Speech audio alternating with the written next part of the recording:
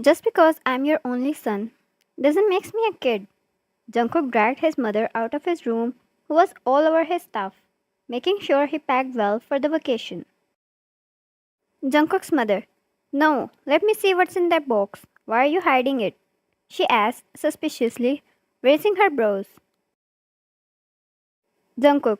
Boy stuff. You're not supposed to know that. Jungkook's mother. I have a husband too. I know all of your boy stuff. Jungkook. Good. Go check your husband's stuff. Okay, good night. He kissed her cheek and closed the door instantly and locked it. Jungkook. Oh god. Saved. He exhaled, putting a hand on his chest. He walked back to his bed, grabbing the box and took a seat, a huge smile appearing on his lips as he opened it. It was a beautiful necklace with a snowflake pendant. It took him a great amount of time selecting it, even if his choice in these matters were great. He wanted it to be as perfect as it could be. His first gift to the lady he was going to propose. Jungkook, you're going to be mine soon. I'll make sure of that.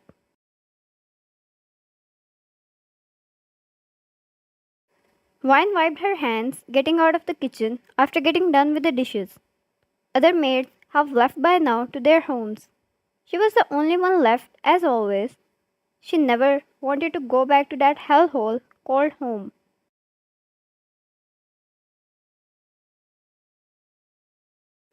Usually, the maid stayed in the Jones mansion, but since the family consisting of a husband, wife, and their only son Jungkook was going to abroad for 2 weeks, all the maids were given a vacation.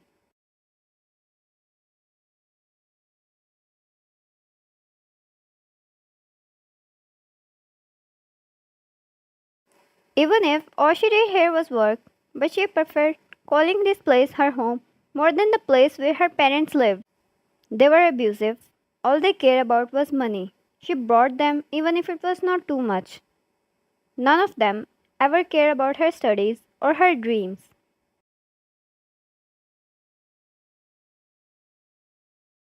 She went to the maid's headquarters to grab her stuff. Her feet dragged against the floor forcefully, taking her bag. Her eyes teared up as she remembered the last time she visited them 6 months ago. How her father hit her for bringing them little money, even if that was all she got, and her mother called her a disgrace and a burden. Throwing the bag away, she cried out, falling on the floor. Her back leaned against the bed as she dug her face in her hands. She remembered her father's words last time she visited them.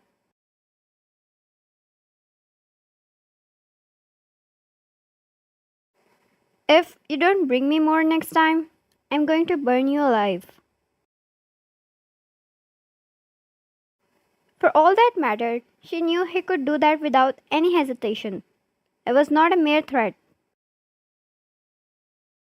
Her body started to shake, thinking about all the worst possibilities, and she slowly stood off the floor, her nails digging in her skin, drawing out blood. Breaths uneven, and her eyes focused on the small mirror hanging by the wall.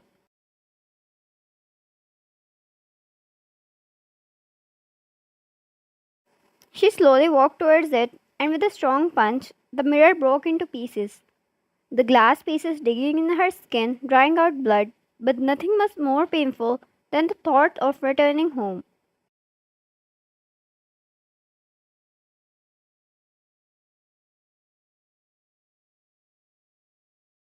Wine. I can't do this. I can't do this. She repeated it over and over again, the glass piece in her hand scratching against her arm, the blood spilling down as she continued to rant the same words over and over again.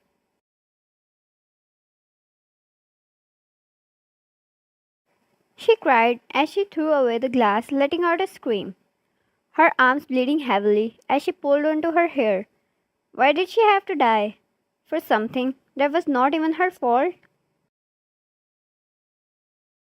She flinched when the door to her room opened up, her vision blurred due to tears, and it was hard for her to make out who it was. until she heard his voice. Jungkook, what did you do? He yelled out of worry, as he instantly ran to her and grabbed her hands. Wine, let me go. Please. She tried to pull away, but his grip was strong. He was careful not to hurt her as he picked her up in her arms and took her to his room. Wine, sir, please, put me down. Her vision finally cleared up as she made out his handsome visuals up this close to her. He looked worried as he kept her in his arms till he was in his bathroom.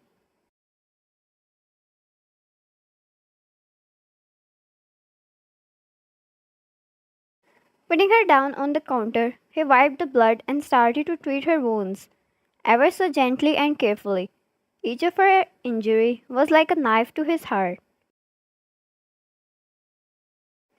He didn't say a word while he focused on his work, and she quietly stared at him. Was he really that worried? What was this feeling? She never had anyone to care about her. Why was he doing that?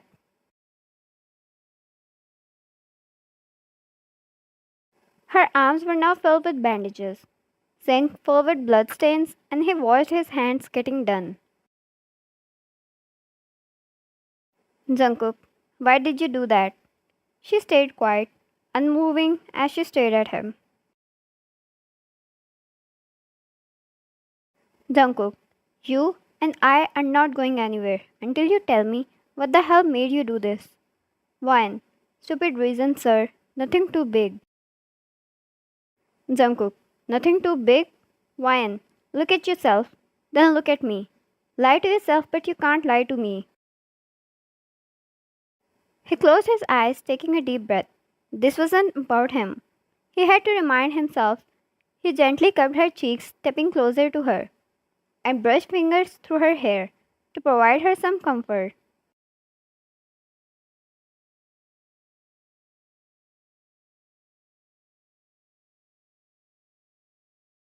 Jungkook, whatever it is, please tell me.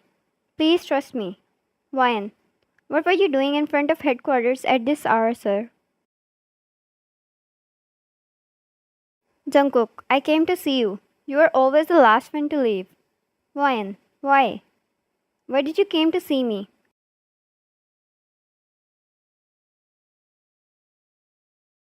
Jungkook kept sliding his fingers through her hair ever so gently, and she never once pushed him away.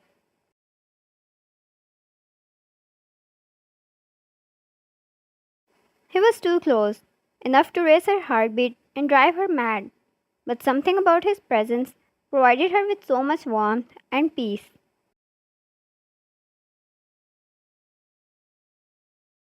Jungkook, to give you this.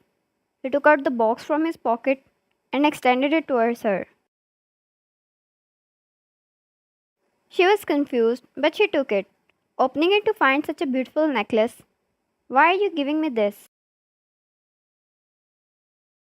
Her fingers brushed against the necklace and she looked up at him confused. It took Jungkook some moments, but he leaned forward and kissed her forehead, and her breath hissed at the sudden movement.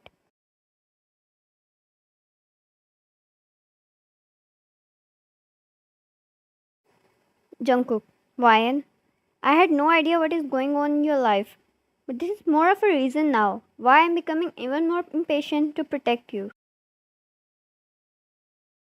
Ryan, you don't have to protect me, sir. Jungkook, I like you. I have liked you for quite some time now. First, I thought I was simply attracted towards you, and maybe I might get over it. But the more I thought that way, the more I fell deeper for you.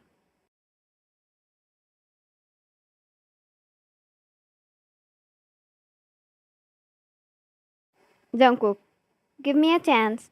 Give me a chance to make you mine and show you what it feels like having someone to love and adore. Let me hold your hand. She stared in his eyes, which reflected sincerity. It had been a long time she ever trusted anyone, but it was far more honesty she saw in anyone.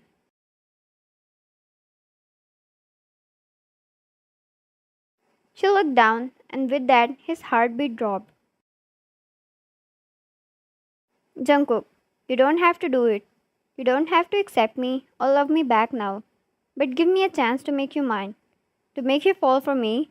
If it doesn't sit right with you, you can step back.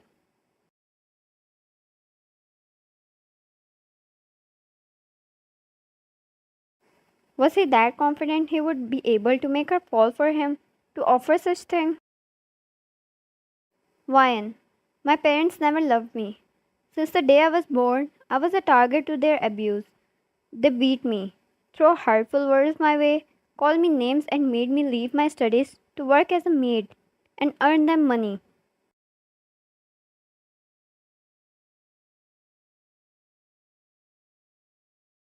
Wyan, I never had anyone to love me, sir. It has been years, and I'm slowly losing my will to survive. And you come out of nowhere and tell me you want me and will love me and protect me.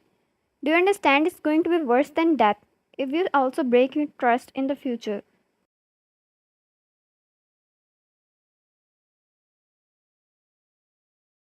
Jungkook stayed quiet for a moment. The information made him mad, but even more worried.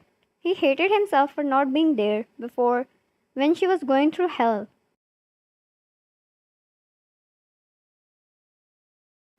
He stepped between her legs, ending the distance between the two, and held her hands again. Jungkook, if that ever happens, I'm going down before you. She looked down at the necklace, holding it in her fist, and her eyes teared up. A chance it was, right when she was about to finish her life. She nodded, and Jungkook closed his eyes for a moment. He took the necklace and hooked it around her neck. You won't regret that.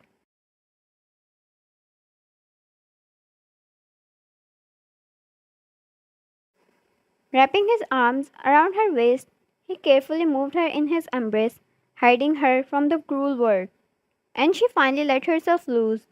She cried out. It gave her such a homely feeling. She cried out more and more till all the burden on her chest was lifted off. The two stayed there for as long as she wanted, for as long as she cried, and afterwards Jungkook brought her to his bed, helping her sleep in his embrace. The next day, Jungkook asked his parents to go to Maldives first, and that he will follow after them within 2 days. He got Wyan to report his parents to police, and they were taken in a custody. Now, Jungkook and Wyan were in a shopping mall. As he insisted on buying her stuff, he somehow managed to convince her to come with him to Maldives. He mostly kept his hand on her waist, avoiding her arms to not hurt the injuries, which were still healing.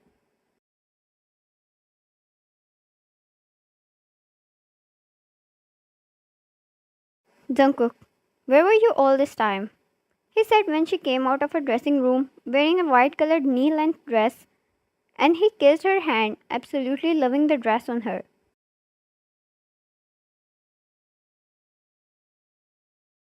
Wyan, I can't wear this.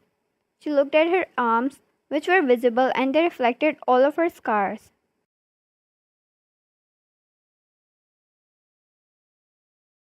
Jungkook, come here. Bringing her to the couch, he took a seat. He requested privacy from the staff. It was the money which was never a problem, and he always got his way with it.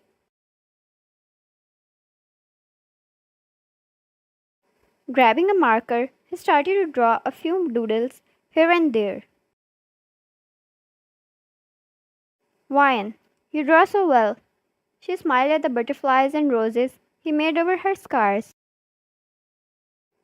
It was supposed to take time, but she can't believe how within 2 days he got her to believe that he meant his every word.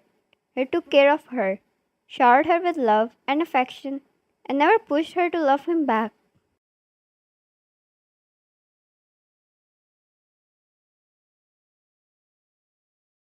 Jungkook, you look cute. He chuckled and left a kiss on her skin.